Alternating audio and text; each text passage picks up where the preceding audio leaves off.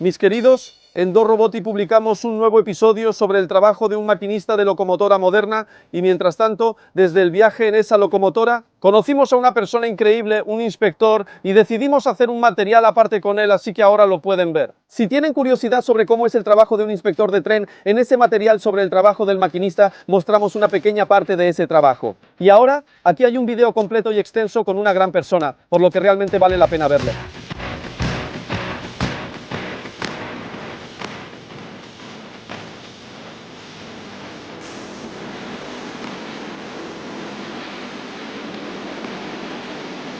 La locomotora Dragón tiene la característica de que puede arrastrar prácticamente cualquier cosa.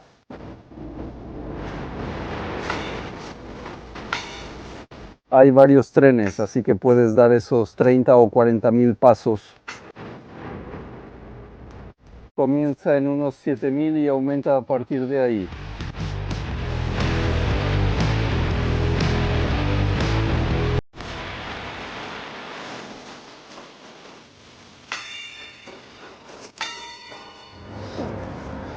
Te doy la bienvenida. Hola Marcin, Wojtek, mucho gusto. ¿Trabajas como auditor? trabajo como auditor. ¿Qué haremos? Hoy haremos una inspección técnica y prueba de frenos en un tren de 30 vagones. Es un sistema con mercancías peligrosas, así que sí, hay bastante trabajo que hacer. Tienes que caminar mucho en tu trabajo.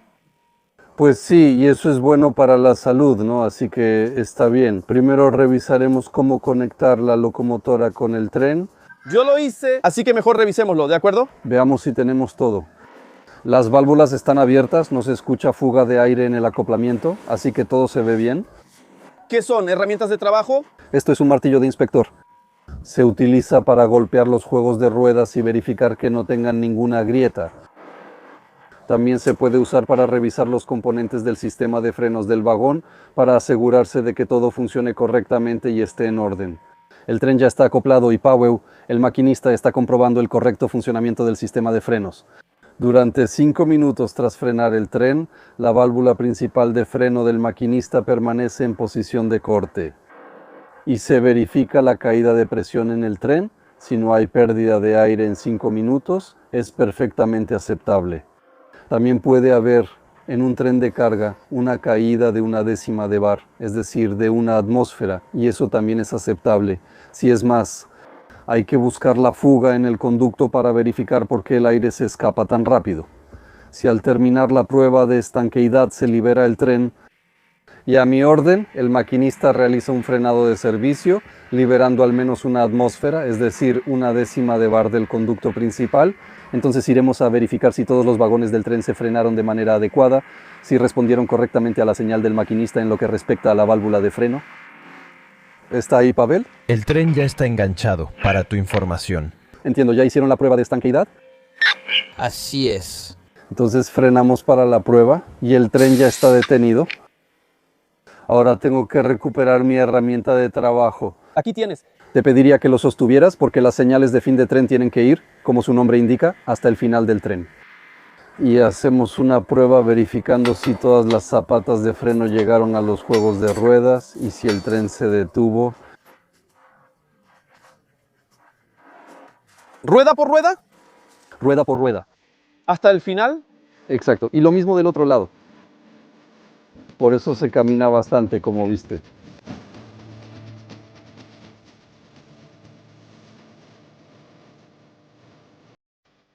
Al pasar, por supuesto, reviso de inmediato la correcta seguridad de las válvulas laterales, la señalización del vagón, que no haya ningún elemento dañado y que la señalización requerida por las normas RIT sea la correcta.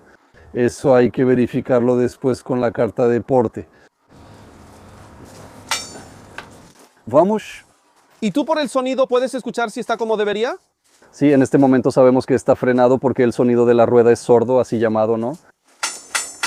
Cuando aflojemos vas a escuchar cómo suena en el momento en que el conjunto ya está sin las inserciones que rozan. Ajá. Y si ese sonido es metálico, nítido como un timbre, entonces todo está bien. Si incluso después de alejar los insertos de freno de las ruedas, ese sonido sigue ahí, significa que la rueda está dañada. Y bueno, si por ejemplo el vagón 16 tiene un sonido diferente al que debería, si algo no funciona, ¿qué se hace entonces? Entonces, lamentablemente, ese vagón tiene que quedarse en la estación y debe ser transportado al taller. ¿Cuánto trabajo? Quitar y poner todo de nuevo. Entonces ya tenemos al menos 2 horas de retraso desde el principio. Sí, si hay una locomotora de maniobras y un equipo disponible tras el reporte, a veces pasan horas antes de que retiren ese vagón del tren. Hay que rehacer la documentación del tren y recalcular todos los parámetros. Solo cuando hay certeza de que todo está bien, se puede regresar el tren a la salida. A menos que ya se haya acabado la jornada. Entonces vendrá un compañero y lamentablemente tendrá que terminar el trabajo que nosotros empezamos. Esto es muy importante porque esta es la fecha que confirma la validez de la revisión del chasis y aquí tenemos la fecha que confirma la validez de la revisión del tanque. Si una u otra está vencida, ese vagón tampoco puede circular, no puede ser autorizado para operar. ¿Qué es eso? No se permite para operar, debe leerse así. El 10 de octubre del año pasado autorizaron el vagón tras la inspección y esa inspección es válida por 6 años. Ok. A partir de esa fecha son 6 años y hasta el 10 de octubre de 2030 vencerá la revisión. Aquí tenemos una plantilla que nos habla del sistema de frenos utilizado. Aquí tenemos el sistema de frenos Kroner con un diseño GP, es decir, carga, pasajeros. En el sistema automático de ajuste, la fuerza máxima de frenado es de 60 toneladas. Con la plantilla verificamos cómo está cargado el vagón. Si tenemos el ajuste automático de la fuerza del freno, entonces hasta el peso bruto del vagón de 60 toneladas, determinamos que su peso bruto equivale al de frenado. Aquí está la longitud del vagón con topes, su número de 12 dígitos y designación de serie. Aquí está la tabla de operaciones de carga, que nos indica en qué clase de línea y cuánto puede ser cargado el vagón como máximo.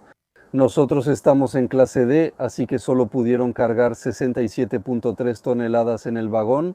Con esa capacidad de carga y con un peso propio de más de 22,5 toneladas, podemos acercarnos a las 90 toneladas brutas. ¿Un solo vagón? Sí, y a pesar de eso, ese vagón puede moverse a una velocidad de hasta 100 kilómetros por hora con ese tonelaje. Si es un vagón sin carga, o sea, un vagón vacío, puede circular a una velocidad de hasta 120 kilómetros por hora. En nuestra empresa, esos trenes vacíos circulan por la línea 9 a esas velocidades. Bien, entonces hoy vamos a remolcar aproximadamente 3.000 toneladas con nuestra locomotora. Tal vez, seguro será mucho más de 2.000. La locomotora Dragón destaca porque puede arrastrar casi cualquier cosa. Es de las eléctricas más potentes en Polonia.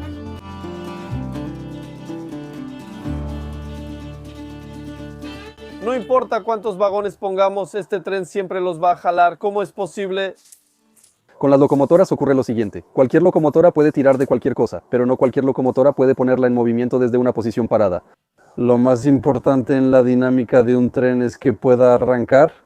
Si ya empieza a rodar, incluso una locomotora relativamente débil puede seguir arrastrándolo, ¿verdad? La potencia se requiere al inicio, en el arranque, ¿cierto? Así pueden moverse esas miles de toneladas. Claro. Pero ¿qué pasa? Seguramente hay algún límite en la cantidad de esos vagones. O sea, ¿De longitud? Sí, sí. En Polonia las nuevas líneas ferroviarias permiten trenes de hasta 750 metros.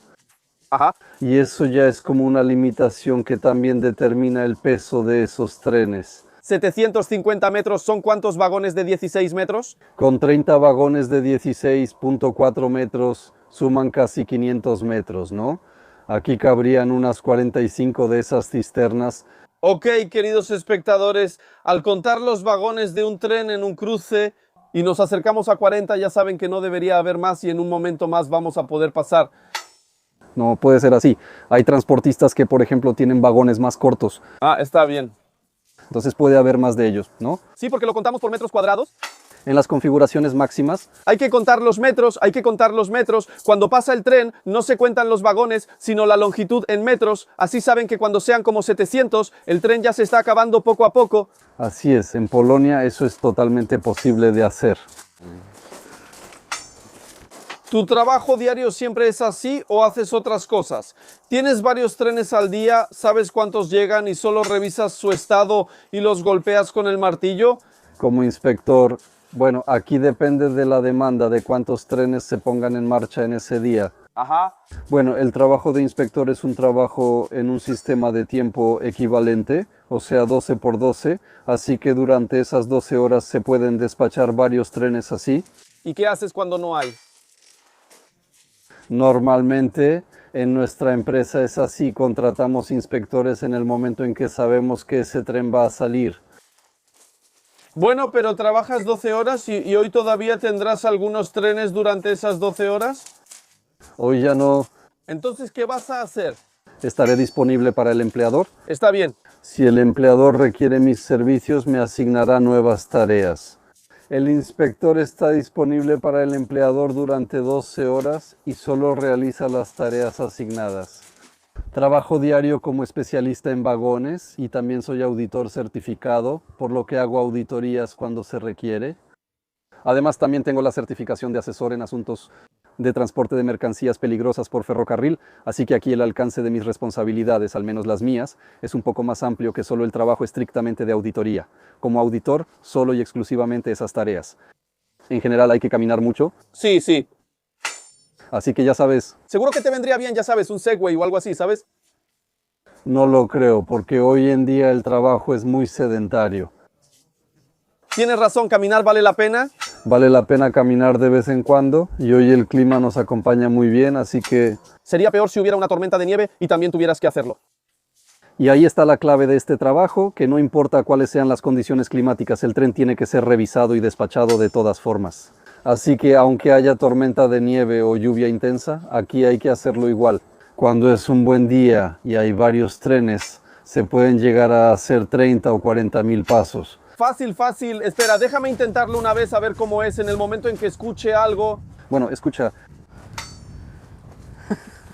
Para mí suena como cualquier otro sonido. supongo que es porque No sé de qué se trata. todavía no tiene esa experiencia y los auditores con muchos años de experiencia pueden encontrar muchas cosas solo escuchando cuando se trata de fallas. También sucede que si las personas, los auditores, ya tienen muchos años de experiencia y tienen, por ejemplo, una composición como aquí, que hay cisternas y se avanza, así como hablamos ahora que no debería ser, pues distrae, pero los auditores con experiencia ya lo hacen. Aunque ignoren una falla y sigan avanzando, en el fondo piensan que algo no estaba bien Ajá. y regresan y lo revisan con detalle y la mayoría de las veces se ve así. Romper el patrón ya es como un pequeño foco en tu cabeza que te dice que hay algo que hay que revisar más de cerca. En la noche, cuando los trenes se van y hay tiempo para revisar, alguien debe hacerlo, ¿no? Se trabaja 24 horas al día en 2 turnos, o sea, turno de día, turno de noche, turno de día, turno de noche. Tenemos turnos de 12 horas de día, luego 12 de noche, 2 días libres y así se repite el ciclo siempre.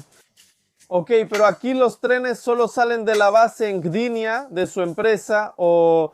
No, en la zona de Tri-City tenemos varios puntos de salida de trenes, salen en diferentes horarios, salen los domingos, salen los días festivos, así que Bueno, aquí. Pero si, por ejemplo, ahora un tren llegara, no sé, a Silesia y desde Silesia volviera a salir de nuevo, ¿allá habría otro inspector que lo revisa, pero es de su empresa? ¿O cómo funciona eso? sí, en el momento en que tenemos un tren de regreso, del otro lado siempre se asigna a un empleado con el que tenemos un contrato firmado y él es quien nos presta ese tipo de servicios. Ok, pero externo, digamos, ¿no es cierto? Puede ser externo o como yo, contratado de planta. Entonces, hoy en día tenemos que hay muchísimas empresas de auditoría que ofrecen estos servicios en el mercado. Así que una empresa que se dedica al transporte no necesariamente tiene que tener auditores contratados en su plantilla, porque puede contratarlos de una empresa especializada que ofrece esos servicios. ¿Cómo se llega a ser auditor? ¿Hay escuelas especializadas? No, aquí sí se necesita tener ciertos conocimientos y también cierta formación que está especificada en el reglamento sobre los puestos ferroviarios. Además, hoy en día hay que terminar el curso de auditor que dura aproximadamente 4 semanas, con todas las tareas bajo supervisión y todo eso. Después se presenta un examen y tras aprobarlo se obtienen esas autorizaciones y entonces ya se puede trabajar en el puesto de auditor. Así que es un trabajo de mucha responsabilidad, sí, porque el auditor junto con el maquinista son dos puestos clave que se encargan de que todo funcione de manera segura y que no haya fallas o que no ocurran situaciones que puedan poner en peligro la seguridad del tráfico ferroviario. Ajá, y en cuanto a, digamos, el pago con ustedes, ¿es por la cantidad de trenes revisados o es un salario mensual? ¿Cómo funciona eso? Depende de lo que establezca el contrato, ¿sí? Si es laboral tenemos un salario fijo, ¿verdad? Proviene del contrato laboral y algunos bonos por trabajo nocturno, en otros turnos o por horas extra. Y si hablamos de las sociedades de auditoría, pues ahí ya es diferente, ¿no? Ajá. Depende de cuántos trenes, horas y otros factores. De la cantidad de vagones de los metros. Sí, dependiendo de cómo cada quien firme su contrato, en cuanto a las condiciones financieras, así es, ¿no? Sin embargo, los maquinistas aquí ganan más en cuanto a tarifas, sí, porque aquí es la función más prestigiosa. Pero los revisores diré que si tienen la actitud adecuada hacia el trabajo y buenas habilidades de negociación, tampoco se quedan atrás, ¿sabes? A menos que estén atrás del tren como nosotros, pueden quedarse atrás, pero no por mucho, porque pronto regresamos.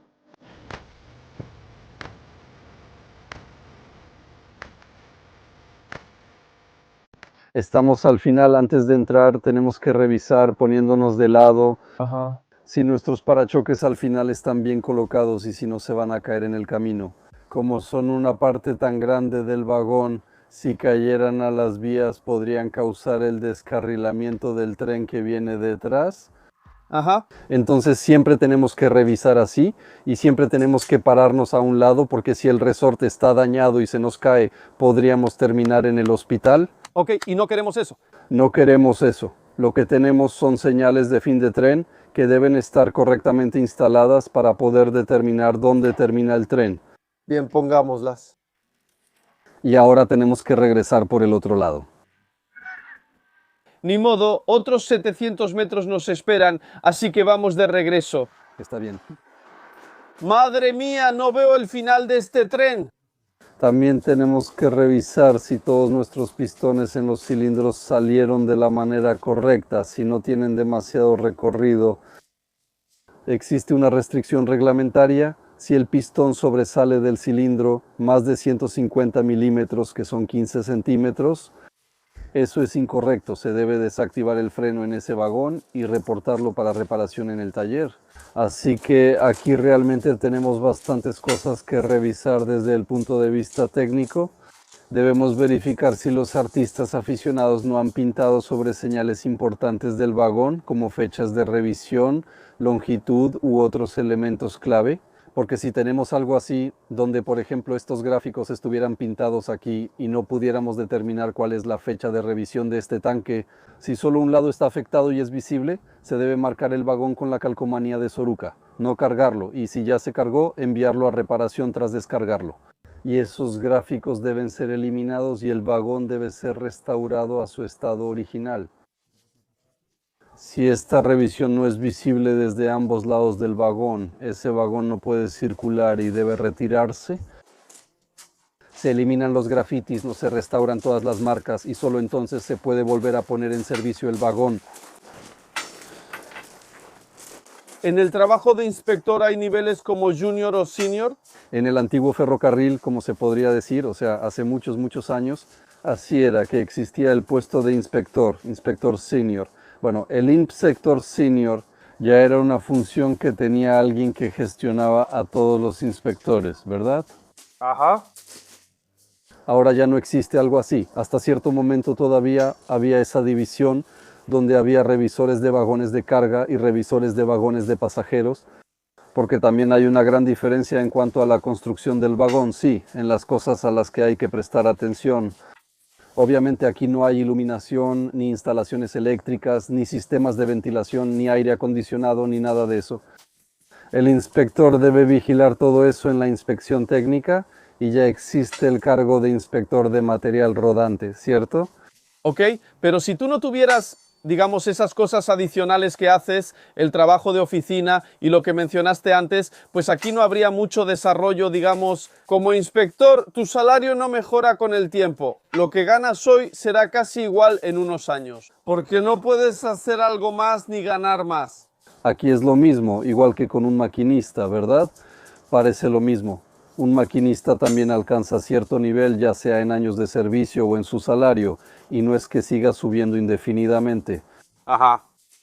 El desarrollo consiste en que los inspectores obtienen certificaciones adicionales. Oh, entonces sí se puede. Bueno, está bien. Por ejemplo, primero obtienen la certificación de maniobrista y luego la de ajustador.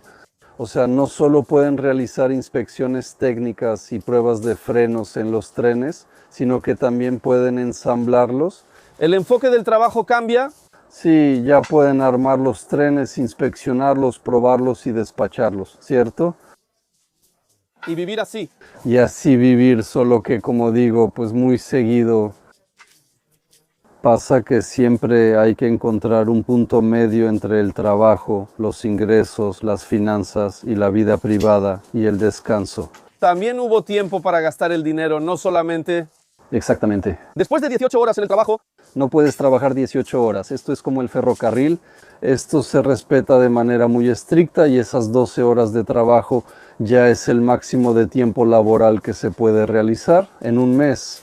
El trabajador puede hacer horas extra, pero eso cuenta como otro día de trabajo, ¿cierto? Ajá. No existe tal cosa como que un empleado llegue a trabajar a las 7 de la mañana. Se supone que termine a las 7 de la tarde, pero en realidad termine a medianoche o más tarde, ¿verdad?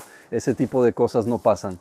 Los maquinistas y revisores tienen descanso semanal, es decir, deben descansar 35 horas seguidas cada semana.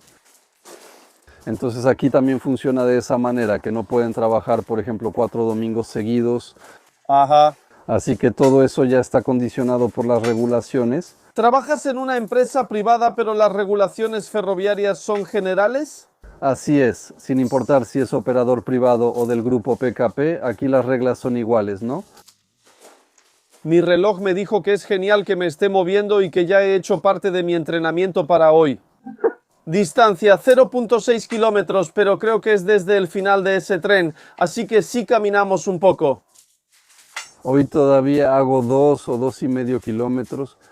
No olviden, queridos espectadores, dejar un me gusta debajo de este video si les gustó, si les pareció interesante el trabajo del inspector y si finalmente lo mostramos en el canal DoRoboti, entonces definitivamente dejen un comentario y un me gusta. Nos agradará mucho, ya que Martin habla de este trabajo de forma interesante y concreta.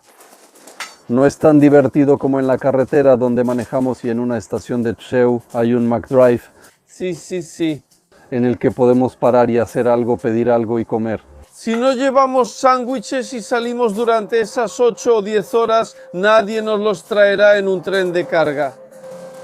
No, lamentablemente no. Bien, señor Pablo, podemos aflojar y vamos a ir a otro paseo, esta vez en la otra dirección. Para poder viajar mucho hay que caminar mucho. Exactamente, para poder viajar mucho hay que caminar mucho. Entonces vamos tranquilos, tenemos que llegar hasta el final. Al final revisaremos si tenemos presión de aire en el último vagón. ¿Pero ya no golpeamos ahora o todavía tenemos que hacerlo? Sí golpeamos, porque ahora va a ser un sonido un poco diferente. Ahora podremos evaluar. ¿Si hay alguna diferencia? Hay diferencia si esperamos a que el vagón se relaje por completo primero. Porque mira, aquí hay uno flojo. Y ahora el sonido será así. Sí, definitivamente es diferente. Ese sonido se propaga de otra manera. El otro era más sordo, este más espacial. Sí, podemos ver que el carro se ha aflojado porque el cilindro se ha retraído. Ok. El pistón entró en el cilindro, así que sabemos que ya está aflojado. Aquí también hay una cinta en ese vástago y en el momento en que el freno de mano esté activado, aunque el pistón esté metido en el cilindro, ese eje seguirá sobresaliendo y habrá una cinta roja o naranja que nos informará que, aunque el vagón esté aflojado neumáticamente, está frenado mecánicamente con el freno de estacionamiento. Ok. Podemos apresurarnos un poco para que alcancemos a llegar a la cena. Mis queridos espectadores, este video sobre el trabajo de un auditor se realizó mientras se creaba un video sobre el trabajo de un conductor de tren de carga, así que miren el otro video, el episodio está vinculado en el comentario fijado. El enlace está en la descripción y también aparece aquí, así que hagan clic ahí. Ese material es un contenido bastante extenso sobre el trabajo del maquinista, es un material actualizado porque estamos conduciendo una locomotora moderna. Vale la pena verlo y vean este material sobre el auditor hasta el final.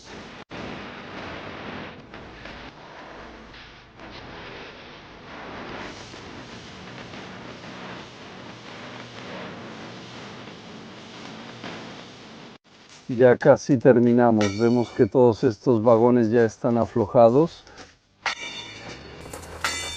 Ya lo oyes, puedo porque va a sonar muy fuerte. Ahora revisaré si hay presión y aire al final del tren. Soltaré el aire para activar el freno automático de los vagones. Si todo está bien y el aire llega desde la locomotora, este vagón se aflojará nuevamente. Atención, va a estar ruidoso.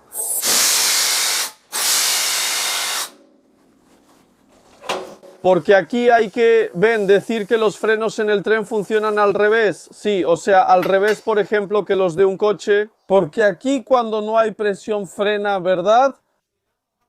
Sí, la caída de presión provoca el frenado y entonces se detiene y esperamos a que se libere. Aquí vemos que el pistón se está metiendo lentamente y ya se metió, así que sabemos que tenemos aire y que el vagón ya se liberó. Y ahora, cuando tenemos la presión cargada en todo el tren, en toda la composición, Sí, entonces las ruedas están liberadas, pero si hubiera una fuga de presión en algún lugar o hubiera alguna interrupción, entonces de todas formas no se movería. sí, porque los vagones estarían algo o totalmente frenados. También tenemos a veces vagones que son especializados y tienen dos sistemas diferentes. Un sistema con acoplamientos de aire, sí, que están marcados en rojo, pero también tienen los llamados acoplamientos de trabajo y esos están marcados en amarillo. Para no confundir los acoplamientos, las cabezas de estos acoplamientos están montadas al revés para que no sea posible conectar los conductos incorrectos y ese conducto de trabajo tiene una presión aumentada. Sirve para operar los dispositivos de descarga en los vagones. Por ejemplo, contamos con vagones especiales para descargar áridos. Ellos alimentan esos dispositivos. Y lo tenemos. Y lo tenemos. Queridos espectadores, recorrimos 2 kilómetros y 2.500 pasos, dimos la vuelta al tren como 4 veces, así que sí, caminamos mucho. Señor maquinista, ¿los frenos funcionan? Muchas gracias. Voy a la otra cabina a hacer un poco de papeleo, ya regreso. Los documentos ya están listos. Ya caminamos, ahora toca trabajo de oficina.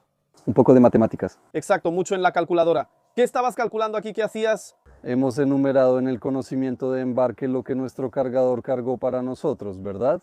Ajá. Aquí están los pesos de la carga en el vagón. Tuve que copiarlos al documento R7, uno por vagón, y agregar el peso del vagón para obtener el peso bruto, es decir, carga más vagón.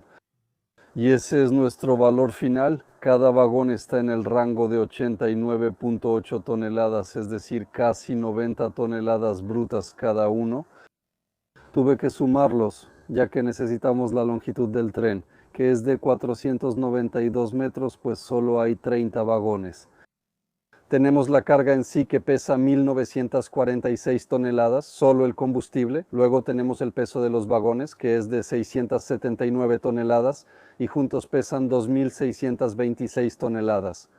Esa es la masa de nuestro tren con la locomotora, 2.739 toneladas.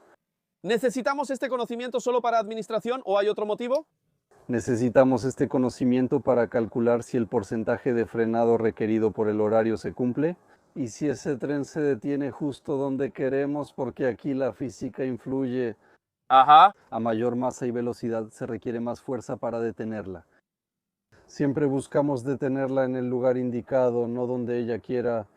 Aquí también hay que notarlo, hoy es un día hermoso, qué bueno que caminamos esos 2 kilómetros alrededor, pero si tuvieras 700 metros de ese tren y hubiera una tormenta de nieve, lluvia o lo que sea, pues tienes que ir allá y luego tienes que entrar aquí y contar todo eso, digamos, mojado, frío y congelado. Así es, bueno, ahora ya hay algunos, o sea, en nuestra empresa también pasa, pero por ejemplo yo no lo tengo porque no trabajo de manera fija como inspector.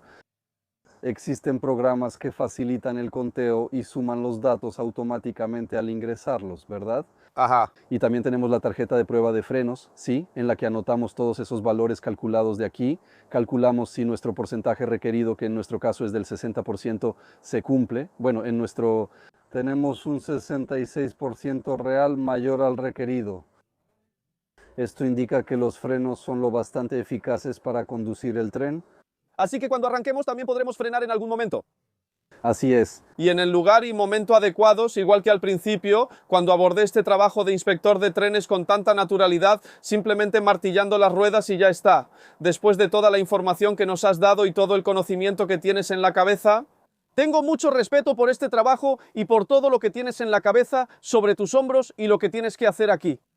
Hablamos antes sobre cómo convertirse en inspector y sobre las tarifas, que digamos, para un inspector están bien y son buenos ingresos, pero ¿cuáles son esos rangos, incluso de un inspector que trabaja en cualquier empresa?